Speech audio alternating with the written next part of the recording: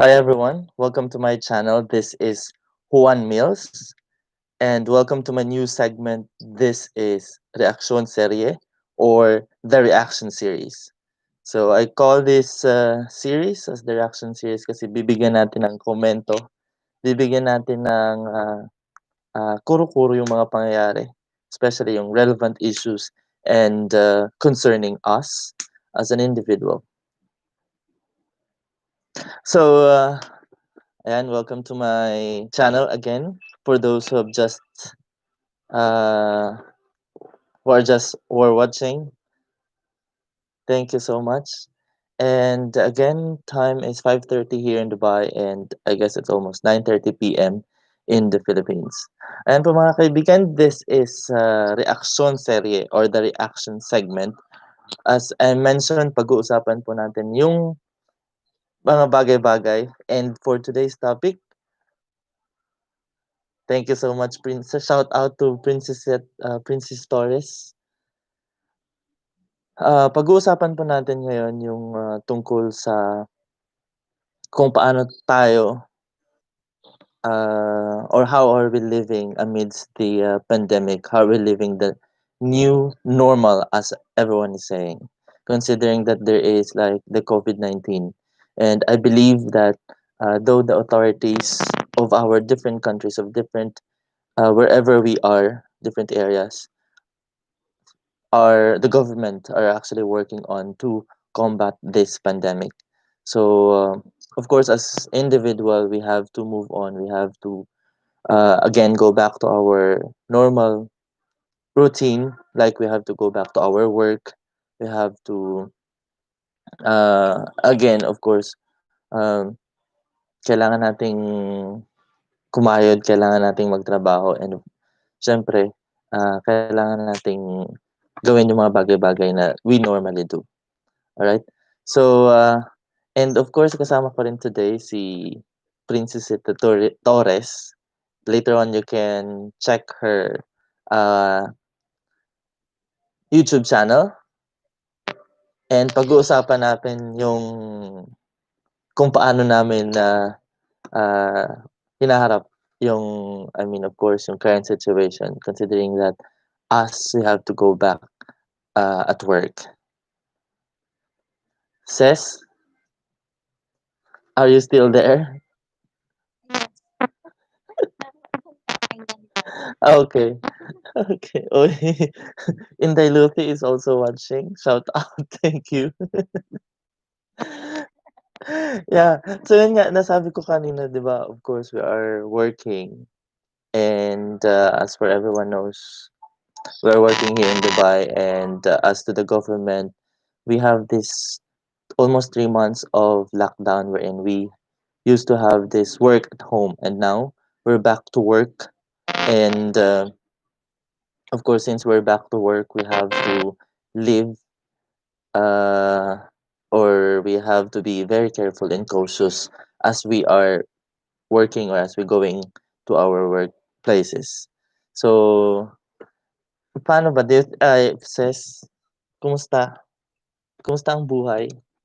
Busy? Hindi naman, okey Okay. naman, hindi busy. Ah, So ano, nakaka-ano pa lang kaming guest dito. oo. Well, Pero yung considering na of course may pandemic ngayon, hindi ka ba natatakot na bumalik sa trabaho? Hindi ka ba natatakot mag-commute or nagko-commute ka ba or paano yung mode of transportation going to work mo? ano, at first nung pinabalikan ko ng pabalik sa'min, natakot, Mm. natakot kasi Oo, ay ang dami pang nadadagdag everyday na cases natin, ba't kaya pinapasok natin, gano'n. oo. Mapapaisip ka rin ba? Tas 'pag sasakay ang transpo ko sumasakay ako ng metro, Mm. but bago ako makasakay ng metro, isang oras na ano, kasi ang haba Ay, ng pila, hintayin. hindi nila sabay-sabay pinapapasok. Okay. Oo. Actually, we're Kailangan tama, mag-allot ka ng 1 hour bago na time mo before para ka hindi ka pumasok. ma-late. Oh, 'yan. Oh, Kahit yeah. sa sobrang init nagta-taxi ako, hindi Ayun ko na lang. kaya, besh. Well, anyways, yun nga, we are thankful for the government initiatives of doing this because at the end of the day, this is for our safety, this is for our security. And of course, I believe that the government is doing so well, especially paano ma-lessen yung number. And of course, though we had already the mass testing, and it's still, I guess, it's a continuous thing. But there are things that we need to also follow, especially as the government is telling us to do uh, specific things like yung social distancing, like yung uh, ang dami pa, social distancing, yung as much as possible, we don't go to crowds. And normally, ang ginagawa natin, 'di ba, we have different ways of instead of going out to public, we limit the time. Yes, tama. Yes, that's true. One way na ginagawa ng government is yung to sanitize, especially every area. So we are actually giving salute to the government on how they are able to make ways to lessen and to combat this thing. And yun nga, as I've mentioned, yung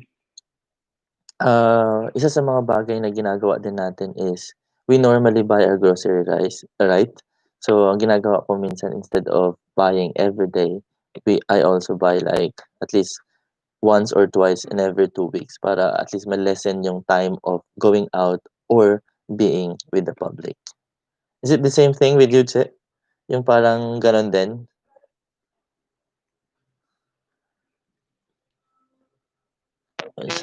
Shout out to Joanne.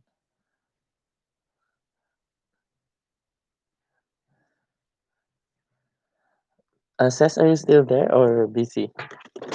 Hindi, ano pa din. Okay. Pero ikaw ba 'pag naggo-grocery ka or lumalabas ka pa rin ba? Lu 'Pag naggo-grocery ka ba ginagawa mo everyday ka naggo-grocery or ano? Ano?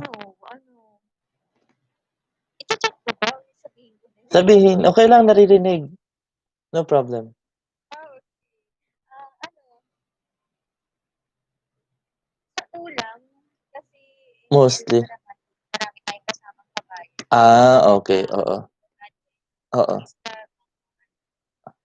But siya, it's either after 5 days, ah, bibili. Sa isda, tapos na namin mag-fish. mas fresh, oo, tama, On the spot lang on the spot, bibili kasi ang hirap mag-stock.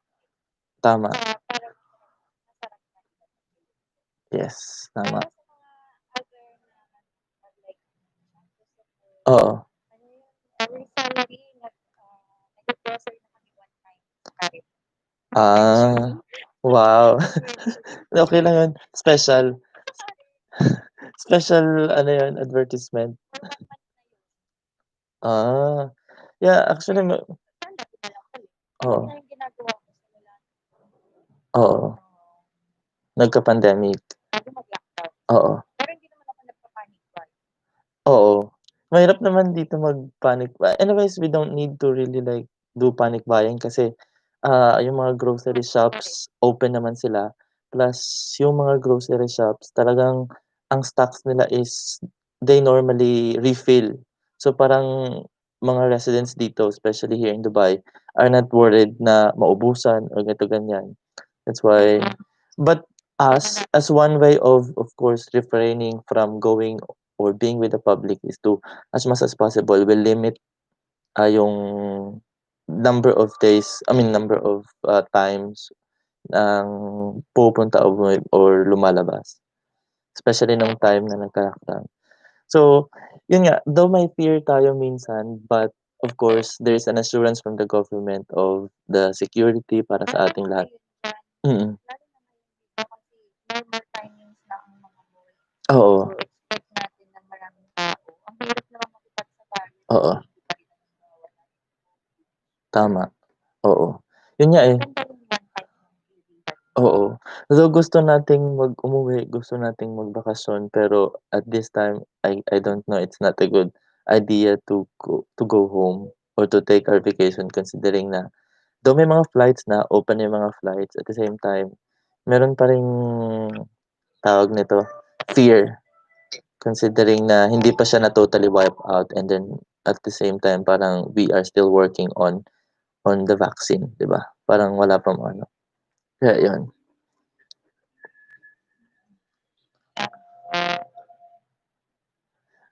Okay, shout out sa mga friends who are currently watching now. And yun nga, again, welcome to my channel. This is Juan Mills and kasama ko today si Princesita Torres. Later on, you can check her YouTube channel and you can also enjoy her posts, mga videos in her channel.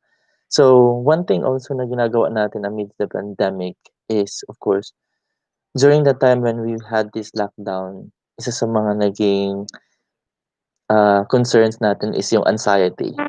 May mga times 'di ba na hirap tayong matulog kasi we wanted to like go out, we wanted to walk, but we can't. Naranasan mo rin ba 'yun, Ses? Yung mga gano'n? Naranasan mo rin ba yung time na, nahirapan kang matulog, na hirap ka sa pagtulog kasi nga 'di ba yung time na nagka-lockdown talagang totally lockdown na parang mahirap lumabas. So, what we though we wanted to walk or to jog, medyo siyempre of course ang concern natin is be better stay at home, yung parang gano'n. So, isa yun sa mga naging challenge 'di ba natin dati or ako personally, especially yung time na ilang ilang weeks after nag-start yung lockdown. So, parang medyo mahirap mag-adjust kasi most of the time lumalabas tayo, naglalakad, and then here comes lockdown, then siyempre you need to but it's a good way. Oo, anong Sa'kin naman nung nag-lockdown, siyempre maiinip ka, pero sanay na kasi akong nasa bahay lang kaya ah, hanggang nung parang naman ako laging bintana. so parang hindi ka na masyadong nag-adjust, normal lang yun. Yung sa pagtulog ako medyo na ano, na ano sa pagtulog kasi Nahirapan, inaabot ako ng madali 8 hours ata, inabot pa ako ng 5:00 ng umaga bago makatulog. oo yun, ang daming ano, ang daming ano din, merong mga good side at saka ano din, especially yung anxiety kasi being like yung naka-stay lang sa bahay, ang dami mong iniisip, ang daming pumapasok, 'di ba? So to the point na minsan sa daming iniisip, ah, nanonood na lang tayo ng mga YouTube, nanonood tayo ng mga videos or ano, so to the point nawawala yung antok. Pero thank God we have Feeling ko diyan yung pinakaapektado diyan yung mga walang work, yung hindi oo, nagwo-work notice. ay Sila tama, siguro yung oo, pinakaapektado. Siyempre tama, iniisip nila mapapadala nila sa finance, tama, tama, mga credit dito, pagkain nila, mm, mga gano'n. mm. Isa yan, isa kaya nga ako yung kung napansin ano na ano yung 'di ba nakita natin sa isa sa mga balita na pinalabas sa social media yung isa sa mga OFW o overseas Filipino worker from Thailand na nag-commit ng suicide dahil sa anxiety din, sa depression because of this COVID. Dahil daw sa wala siyang work, wala ding pay. So, yun yung naging resulta. And I'm yun, sorry that. it's okay. Yun nga sabi ko yung parang totoo, malaki yung effect nito especially sa mga people working abroad na nagkaroon ng layoff sa trabaho or naghahanap pa ng trabaho, considering na kailangan nilang magbayad ng upa sa bahay, kailangang ah, regular bill, of course, grocery, that's a regular thing. So, yun, ang daming iniisip kaya minsan nakakaano din. Good thing nga ngayon is meron na tayong at least people can move around the area, but of course we have to be cautious pa rin sa paglabas at saka sa milamuha sa mga tao, tama. Good thing na na-mention mo especially sa mga kabayan na until now naghahanap ng trabaho considering here in UAE, it's summertime pa. So, hindi gano'n ka ano, medyo mahirapan. Ayun. So, kumusta? Kumusta yung pamilya natin sa Pinas? Okey lang din? Sa'kin mabuti naman. Nandiyan sila namang nagpasakit sa kanila. Oo, yun yung prayers natin na of course yung pamilya natin sa Pinas is always safe. Dahil siyempre, ah, marami ding ano, pamilya na umaasa sa atin dito sa ano, maraming ano, pamilya na umaasa sa atin dito sa abroad. And siyempre, of course, anong gagawin natin kung medyo 'di ba, may sakit. Kaya kailangan nating magpalakas physically, emotionally, oo. So, ayun sa mga nanonood, welcome to my channel. This is One Meals and yun nga pinag-uusapan namin kung paano yung living the new normal as they say. That of course we still have to wear our mask, we have to maintain distance to the crowd, and we have to be cautious of what's happening, uh, especially in the crowd. Kasi ang ano natin dito is yung pinaka-main kalaban natin is yung virus which is hindi natin nakikita. So we have to make sure to be clean all the time, to make it a habit na maghugas ng kamay, to use sanitizers. Ayun. So, I'm sure everyone have different ways of living this new normal, mapa-abroad, mapa-OFW ka man or mapa-regular employee kung nasa Pinas ka man. Meron tayong kanya-kanyang, pamamaraan. So, I guess this is, it, or Ses, do you have anything to say? Wala naman. Okey na. Oo, I know I'm taking your time. Thank you so much. Thank you sa mga nakinood and thank you sa naki-comment. Ayan po guys, thank you so much for watching and, again this is One Meals. For those who haven't subscribed yet, please subscribe and also, check on my friend's, YouTube channel, Inday Lucy Antero and Francesita Torres. Also, so kay Ichifit ano nga yun kay Ichifit Chichirita. Chichirita. Yeah, Ichifit Chichirita and Lola Ann. Andito ba si Ate Jo? Wala si Ate Jo. Lola, Narito ata. okay. Oo. Oo.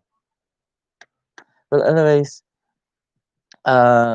thank you so much everyone and, uh, stay safe everyone. And of course, we have to be thankful that God is always making us, healthy and giving us good health every now and then. Thank you so much everyone. Good evening and mabuhay po.